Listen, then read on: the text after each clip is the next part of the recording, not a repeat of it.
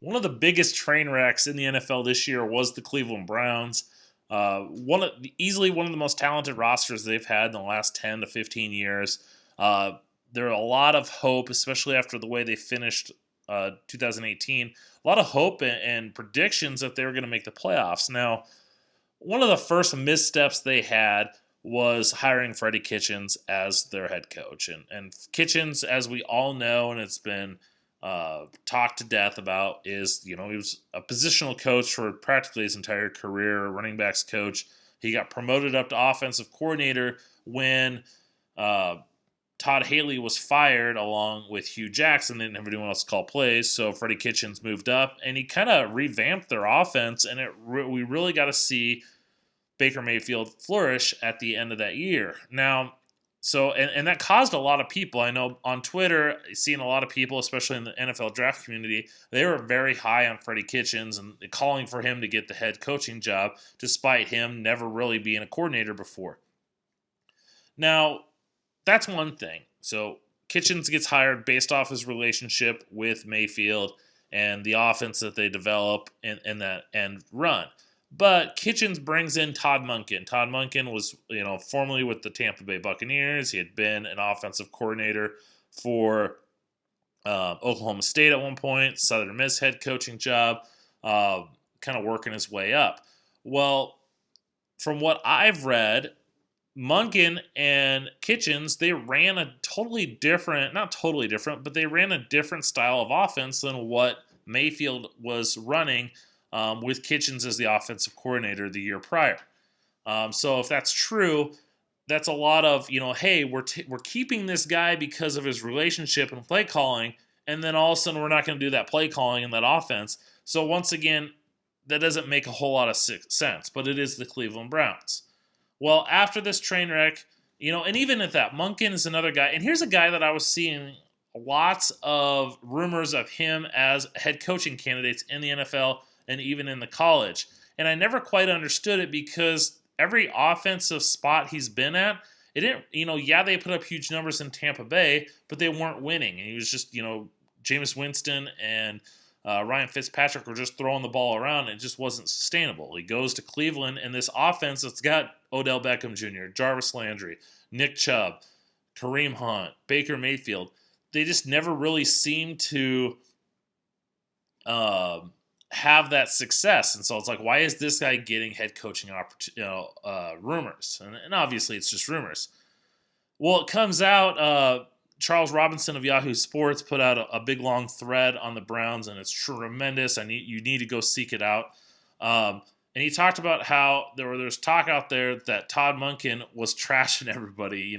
Before games, he'd be meeting with the other coaches, and he's just trashing the organization.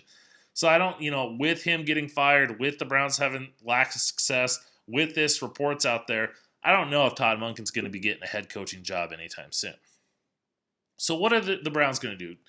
Freddie Kitchens is gone. Everyone saw that coming. John Dorsey's gone. I think a lot of people, I didn't think that was going to happen. He had only been there kind of a year. He'd shown that he can draft and add talent. I thought maybe they would look to find him another head coaching job. You would think maybe Mike McCarthy, that connection they have with the Green Bay Packers. But he's out too, and sounds like just the reason why he got let go from the Chiefs is he just can't get along with anybody.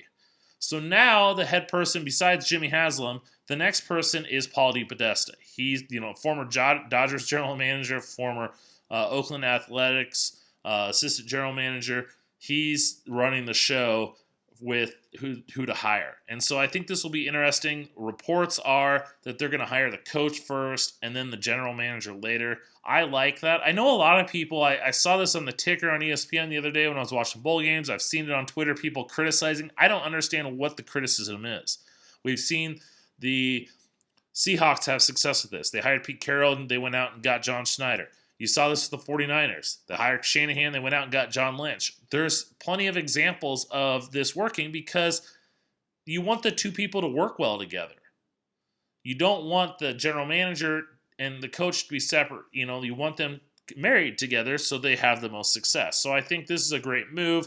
It all depends on who they hire, though. The first rumor out there, this is from Gil Brandt, legendary scout for the Dallas Cowboys, still connected to a lot of teams, Hall of Famer.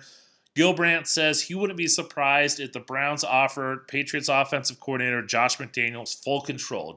Basically, he's the Bill Belichick of the Cleveland Browns. Now, as much as I can't wait to see Josh McDaniels be a head coach again, because I think what he did with the Broncos, and that lack of success, I think, I want to see him get a second chance. He's shown in New England that he could do a lot of things. Yeah, it's New England. Yeah, it's Tom Brady. Yeah, he's got Bill Belichick there.